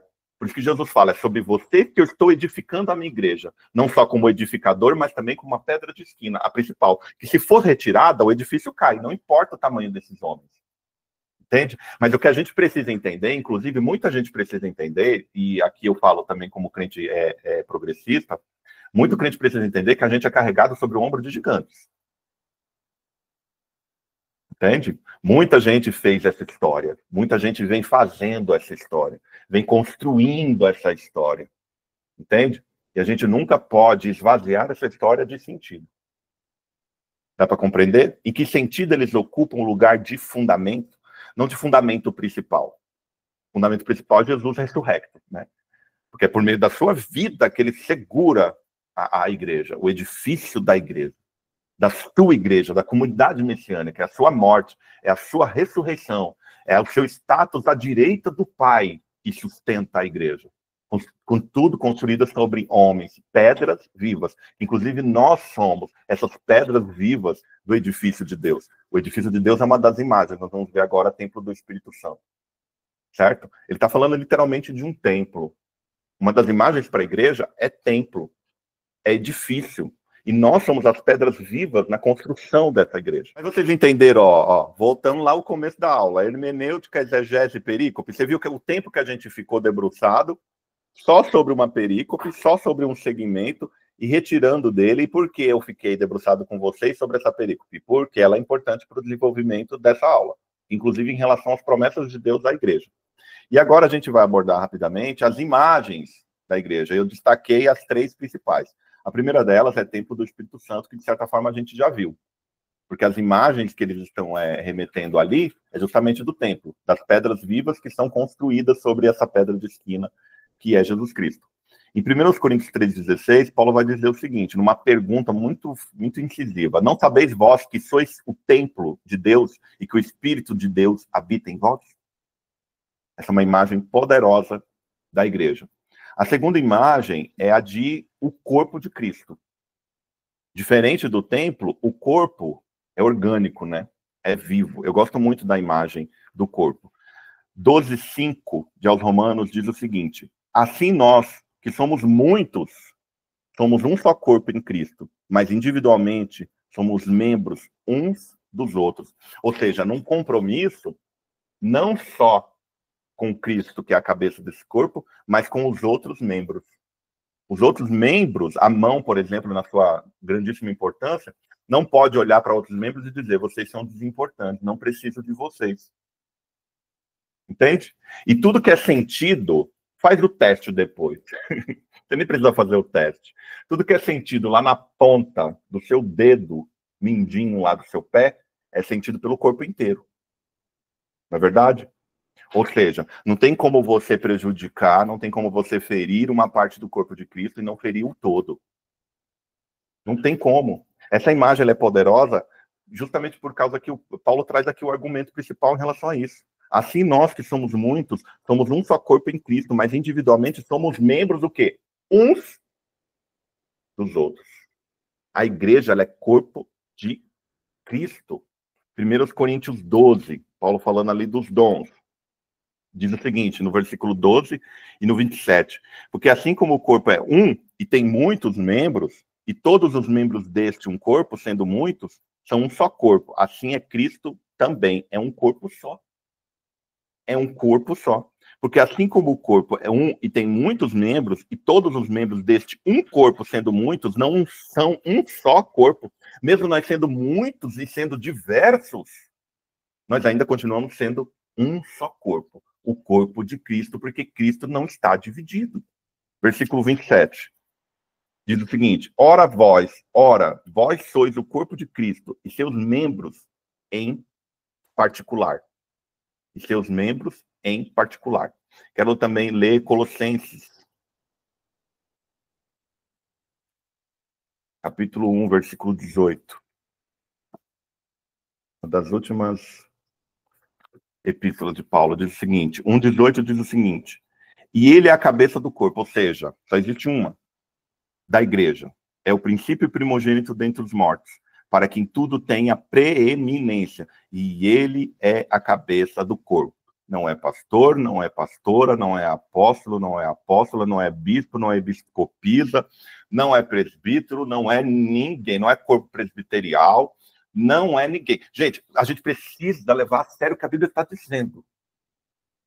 A gente precisa levar muito a sério o que a Bíblia está dizendo. E o que ela está dizendo? Ele, Jesus, é a cabeça do corpo, da igreja. É o princípio primogênito dentre os mortos, para que em tudo tenha a preeminência.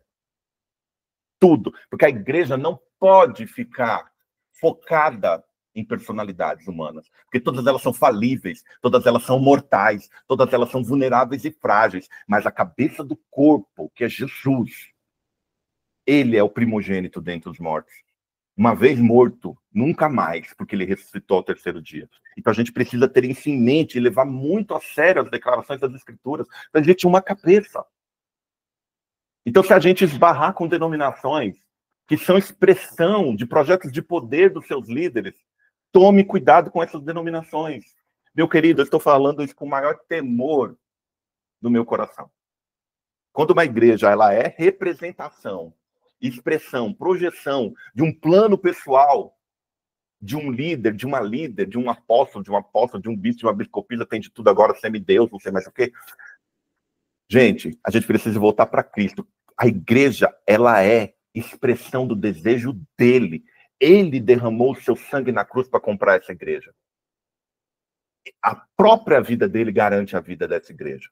Ela é o corpo de Cristo, é o corpo dele. A vida vem dele. A vida que está fluindo entre nós, no nosso meio como igreja, vem do próprio Cristo. Vem do próprio Cristo. E a gente não pode negociar essa verdade em relação à igreja. A igreja só tem uma cabeça. Cristo. Cristo. Cristo. E levar muito a sério isso. Levar muito a sério isso. Não é o pastor, não é a pastora, não é o líder, é o líder. Por mais preciosos que eles sejam. E Deus os usa para edificar a sua igreja. Mas ele é o cabeça. Como diz aqui também, no versículo 19, do capítulo 2. E não ligado à cabeça, da qual todo o corpo, provido e organizado pelas juntas e ligaduras, vai crescendo em aumento de Deus. 18 e 19, para a gente entender o contexto. Ninguém vos domine a seu arbítrio com pretexto de humildade. Olha só o que Paulo está dizendo aqui para os colossenses. E ninguém vos domine a seu arbítrio com pretexto de humildade e culto dos anjos, envolvendo-se em coisas que não viu. E a gente vê essa onda neopentecostal, e é apóstolo, se autodeclarando apóstolo, e é um pessoal, um negócio mais esquisito, mais bizarro. E eu estou dizendo isso como a caráter de exortação para vocês, meus irmãos. Às vezes a minha bolha me entrega uns tipos que eu fico descrente que eu estou realmente vendo aquilo. A gente falando que tem 2 anjos, dá até nome para os anjos. Eu tenho 2 anjos da guarda. Um me guarda e outro luta por mim. Ele dá nome para os anjos. Tem uns outros que são apóstolos autodeclarados. Sou apóstolo, apóstola. Bispo, biscopisa. Qual vai ser a próxima? Semideus, não sei mais o quê. O que Paulo está dizendo, não se deixem dominar por essas figuras que não estão ligadas à cabeça, da qual todo corpo, provido e organizado pelas juntas ligaduras, vai crescendo em aumento de Deus. E ter compromisso com essa verdade. A última imagem é noiva de Cristo.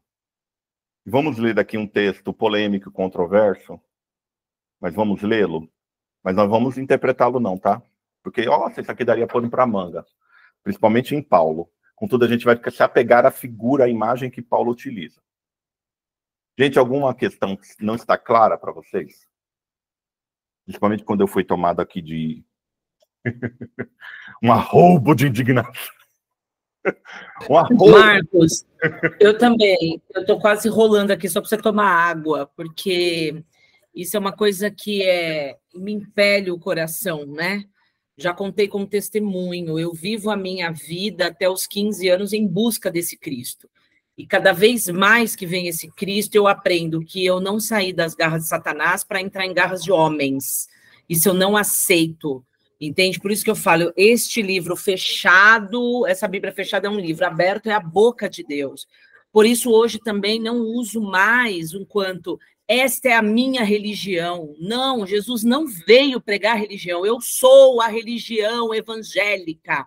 Não existe a religião de nada, eu sou o religare. Né? Nós, enquanto igreja, enquanto Pedro, eu vim para religar, Jesus disse, o homem a Deus. Então, eu também preciso falar um pouco aqui. né? Aquele que professa, eu sou a religião, está dizendo, eu sou o homem, né? Não, nós não somos a religião, nós somos de Jesus, nós pregamos a palavra, seja onde for, né? A gente quase que usa com a nossa boca, eu nego a Cristo, mas abraço o sofisma, mas abraço a religião. Então eu preciso dizer, porque é muito forte o que você está trazendo aqui. Gente, enquanto a gente não conhece essa verdade, nós não estamos pecando, né? A palavra pecado significa uma delas, errar o alvo.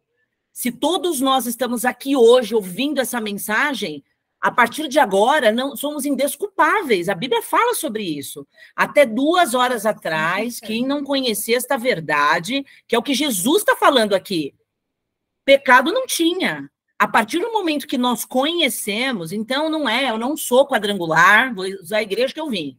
Eu não sou CR, eu não sou Igreja da Graça, eu não sou Igreja Universal, eu não sou profeta, profetisa, eu não sou nada. Entende? Vocês não são Iara, não são Marcos, nós somos de Jesus. Esta é a palavra que Deus ele vem dizendo, que ele está soprando, Marcos, nos 4 cantos do mundo.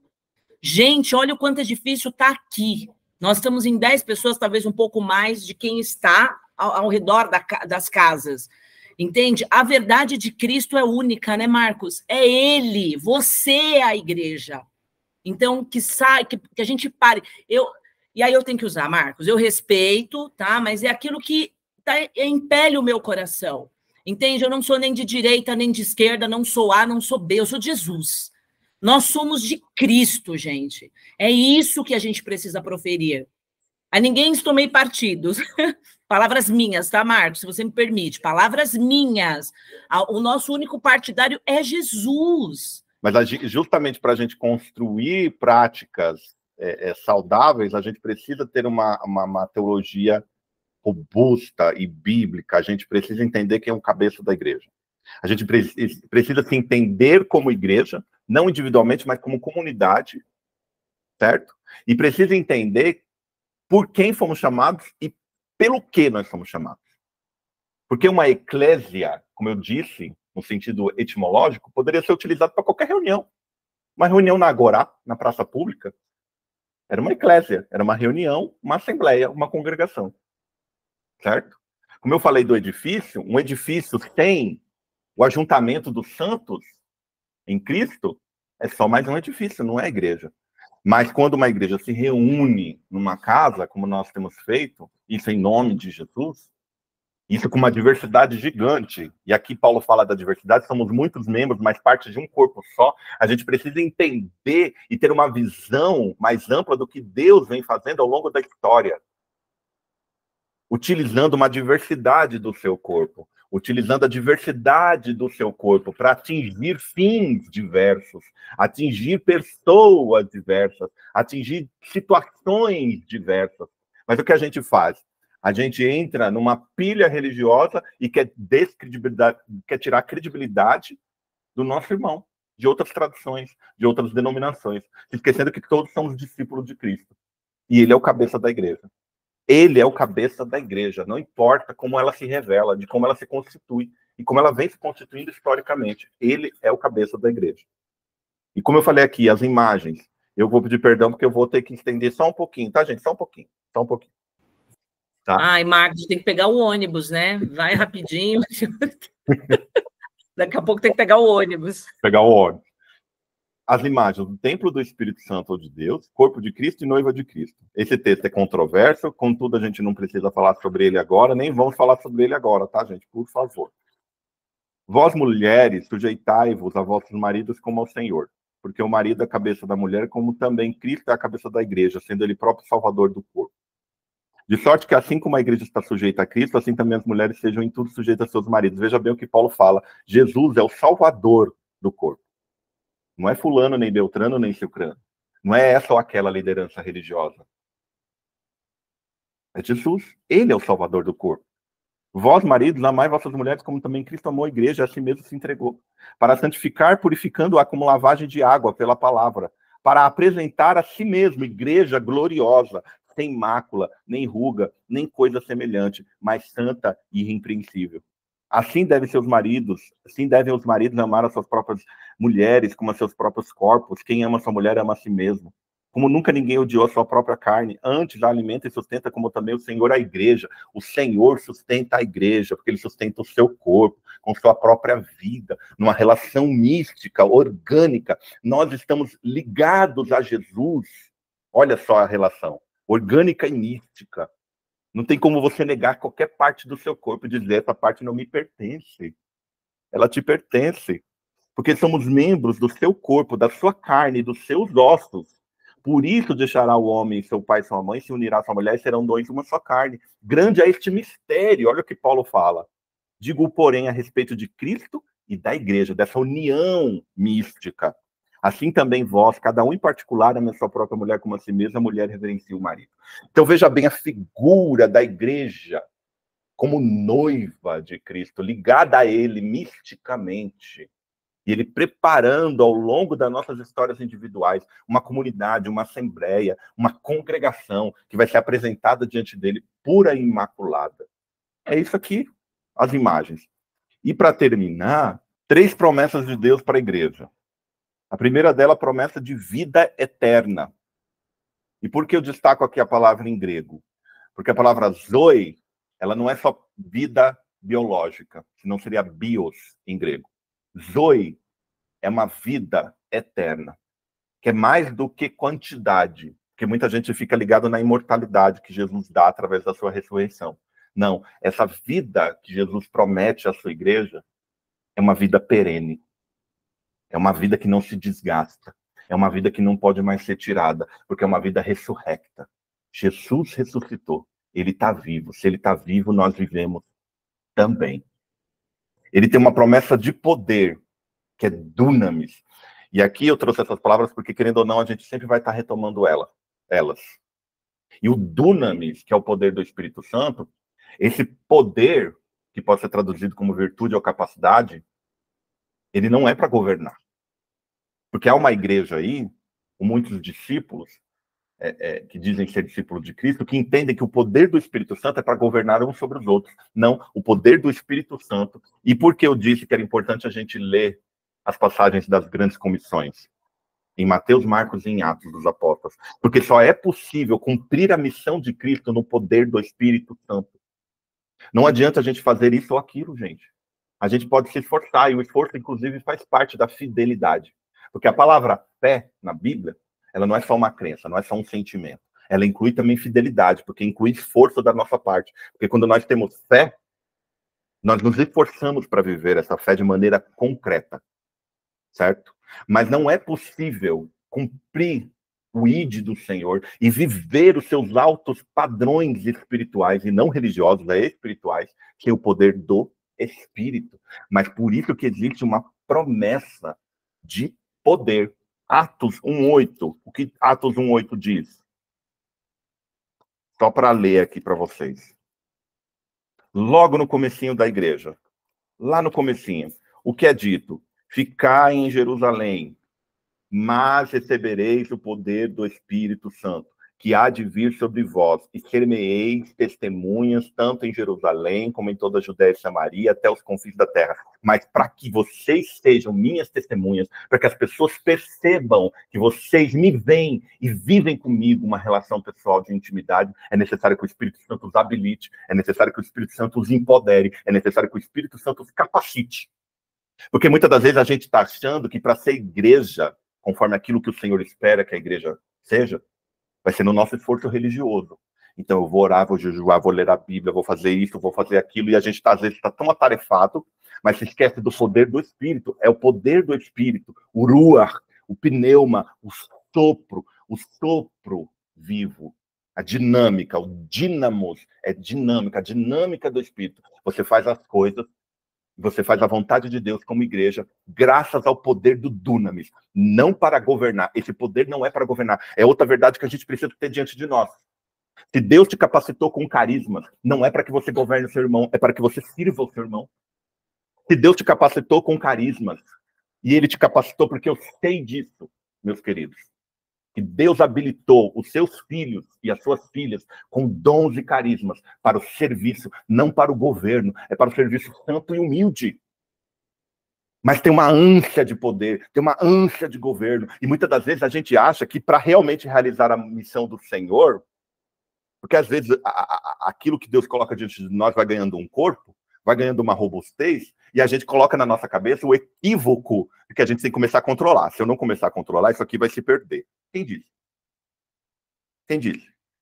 Jesus fala em João que as ovelhas que o pai lhe trouxe, ele não perderia nenhuma delas. Por que tu está preocupado se a obra vai sair do seu controle? Não vai sair do seu controle porque está no controle dele. Nunca esteve no seu, porque não tem como sair do seu controle, nunca esteve no seu controle. Está no controle dele. E ele nos capacita a viver esse padrão de reino de Deus e de igreja no poder do Espírito Santo. E não é para governar, eu vou continuar repetindo. É para servir. É para servir. É para servir. É a promessa de poder, promessa de vida. Como corpo dele, recebemos a sua própria vida. Promessa de poder, o Espírito Santo vem e nos empodera. Tudo, tudo. E, meus irmãos, eu tenho feito a oração. Eu tenho feito a oração diante de Deus. Eu confesso aqui para vocês que a minha oração diante de Deus tem sido que eu não for capacitado pelo Espírito, que eu não faça. Que eu não faça. Não adianta as minhas capacidades, não adianta os meus recursos, não adianta os meus dons naturais ou até espirituais. Se o Espírito Santo não me capacitar, eu prefiro ficar sentadinho no meu canto sem fazer nada. Eu preciso ter um compromisso radical com o poder do Espírito Santo. E a gente, em tudo que a gente fazer como igreja, no amor, na caridade, no serviço, a gente precisa buscar esse empoderamento do Espírito Santo. E com urgência, permitir que ele tome a frente dos nossos projetos, dos nossos empreendimentos, daquilo que a gente faz como igreja. Porque nós somos uma congregação reunida por Jesus e para ele. E a última das promessas, promessa de glorificação do nosso corpo. E é esse corpo que um dia há de ser glorificado. A gente vai falar mais de corpo nas próximas aulas. Eu quero falar porque eu quero construir com vocês uma teologia do corpo para a gente entender que esse corpo é precioso. Foi Deus que nos deu. E um dia ele há de ser transformado. Já fui tirado de louco quando eu falei que eu quero o meu corpo de volta. Porque se Jesus voltar para mim e esse corpo perecer, o Senhor sabe que eu quero o meu corpo de volta. Eu quero o meu corpo de volta. E existe uma promessa, Paulo fala em 1 Coríntios 15, que este corpo há de ser transformado em glória para eu viver pleno diante do meu Deus e Criador e Senhor. Eu quero esse corpo, não quero outro corpo, não. Vem me entregar outro corpo, não, porque eu não estou a fim de invadir o corpo de ninguém. Eu quero o meu transformado. Existe uma promessa de glorificação, é deste corpo. Qualquer questão, gente, eu acredito que a gente conseguiu. Eu sei que muitas das vezes, eu amo essa imagem da série The Chosen. Eu sei que muitas vezes, eu às vezes viajo aqui, mas é intencional, tá? Porque eu acho que a gente precisa abordar certos temas e utilizar aqui a escola dominical quase como um pretexto, né? Quase como um pretexto para desenvolver certos temas. O que diz aqui, também eu lhe digo que você é Pedro, e sobre estas pedras, eu estou olhando para elas agora. Pedras vivas, vocês todos, edificarei minha igreja. E as portas, aqui inferno não é uma boa expressão. É uma tradução válida, mas é as portas da morte não prevalecerão contra ela. Por mais que o tempo venha para arrebentar com a gente precisa ter certeza. Jesus garante, Jesus ressurrecto, garante a nossa vitalidade e garante que a gente vai continuar firme, mesmo sem força, mesmo sem arrebentado. É isso que Paulo fala, mesmo arrebentado. Mas assim, essa vida do Cristo ressurrecto. E as portas, irmãos, queridos, eu falo para vocês, e as portas da morte não prevalecerão contra vocês.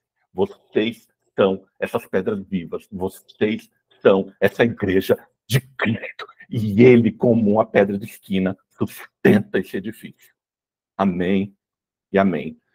Pai, em nome de Jesus, nós te agradecemos, ó Deus. Te agradecemos por mais esta semana, Senhor, que se iniciará para muitos.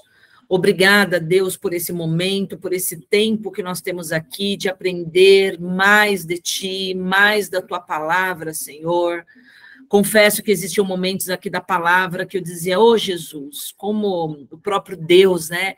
Às vezes era difícil entender aquilo que o Senhor queria nos dizer, mas obrigada pelo Teu Santo Espírito, porque é Ele que sopra, é Ele que nos convence, é Ele que nos ensina, é Ele que abre a nossa mente, é Ele que direciona a vida do Marcos, de todos aqueles aqui que, de uma forma, estão também pregando a palavra, nas perguntas, nas respostas. Obrigado, Jesus, porque, assim como disse aos apóstolos, eu vos deixarei por um momento, por um tempo, mas ficará aqui o meu Santo Espírito, que é o Consolador, e é Ele que nos guia, Senhor, até hoje. Então, obrigada, Pai, pela obra da cruz, obrigada por Cristo Jesus, obrigada pela liberdade que temos agora no nosso país, no nosso estado, na nossa cidade, de pregarmos a Tua palavra, Pai.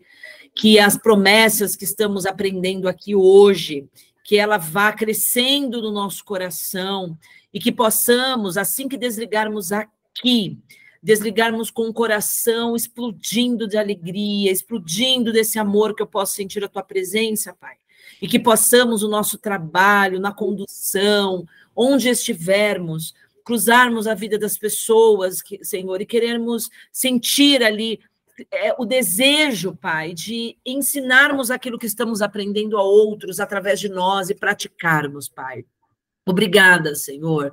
Se entrou alguém aqui angustiado, Senhor, eu creio, Deus, que a angústia em nome de Jesus foi embora, porque eu creio que a palavra vem, Senhor, e a fé vem pelo ouvir e ouvir a palavra de Deus, Pai, e que há libertação e a cura através da palavra, Senhor.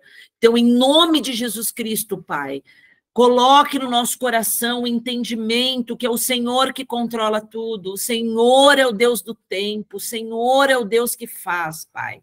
Em nome de Jesus Cristo, muito obrigada por esse tempo, Senhor. Senhor, não por quantidade de pessoas, mas traga, Senhor, para o nosso meio e nos leve também àqueles que precisam ouvir e conhecer a Tua verdade, a Tua palavra, Senhor, para que haja libertação, Pai. Obrigada por ter nos escolhido, obrigada, Jesus, por ter nos chamado. Pedimos capacitação, Pai. Nos capacite, ó Deus. É como o Marcos disse, não é talvez pelo muito orar, porque isso também é importante, não é pelo muito jejuar, porque também é importante, mas sim, Senhor, é por aquilo que o Senhor faz através de nós e em nós, Senhor. Então, modifica primeiro a nossa vida, Senhor, em nome de Jesus, enquanto estamos caminhando, Senhor, pregando a Sua palavra e do Teu amor, o Senhor também está, Senhor, trabalhando em nós, nos curando, nos libertando. Trabalha no nosso caráter, Senhor, nas nossas mentes, Senhor. Não nos deixe sermos roubados, ó Pai. Enquanto estivermos esta noite dormindo, Senhor, guarda os nossos sonos. Eu repreendo em nome de Jesus, Senhor, todo o terror noturno, Senhor, toda a perturbação, ó Pai, toda angústia, Senhor, todo medo, Senhor, da segunda-feira, Pai. Toda a síndrome que o mundo diz do fantástico, Senhor, que na verdade, ó Deus, são, Senhor, traumas, são ansiedades, ó Deus. Ó Pai, fortalece-nos, Senhor, não deixe com que cada palavra, semente, como diz a Sua palavra, vai sendo pregada e que venhamos perdê-la, ó Pai. Que possamos, irmãos, praticar o que estamos aprendendo aqui, dia após dia, e que tenhamos a certeza que nós somos a igreja, e que se somos a igreja, ide ensinando continuamente até que Jesus volte. Obrigada, Senhor. Nos dê, Senhor, uma noite de descanso abençoado, um jantar abençoado, que ao desligarmos aqui, possamos amar os nossos, praticarmos o evangelho com a nossa família. Se há alguma separação entre casais, alguma palavra dita que não vem à compreensão, traga a compreensão, Senhor, porque o Marcos, através da palavra, prega aqui, Senhor, que maridos, mulheres devem tratar os seus cônjuges como amamos e tratamos a Cristo, Senhor. E assim oramos também sobre a vida dos nossos filhos, Pai. Em nome de Jesus. Ricardo, eu senti de orar para os teus filhos. Toma os filhos do Ricardo nas tuas mãos, Senhor. Desde o maior ao menor, Senhor. A promessa, Senhor. A promessa, Senhor. Então, guarda eles, esconde eles debaixo das suas asas. Afasta os relacionamentos que não vêm de ti, Senhor. Em nome de Jesus Cristo, ó Pai. Em nome de Jesus. E declaramos que eles são do Senhor, ó Deus. E que o Ricardo e os filhos dele, Senhor, servirão a ti, Senhor, fielmente, até que o Senhor volte, ó Pai. Toma a dona Sônia nas tuas mãos, toca nas pernas dela, na coluna, Senhor. Visita a sua filha, tira o cansaço, a fadiga, ó Pai. Em nome de Jesus Cristo, Senhor, dê a ela a paz e a cura que ela precisa, Senhor. Em nome de Jesus Cristo, ó Deus. Obrigada, Senhor. Tudo te pedimos, tudo te agradecemos, crendo. Em nome do Pai, do Filho, do Espírito Santo de Deus. Que o Senhor Jesus nos abençoe e nos guarde. Que o Senhor Jesus faça o rosto dele resplandecer sobre nós, hoje e sempre. Amém. Amém. E amém.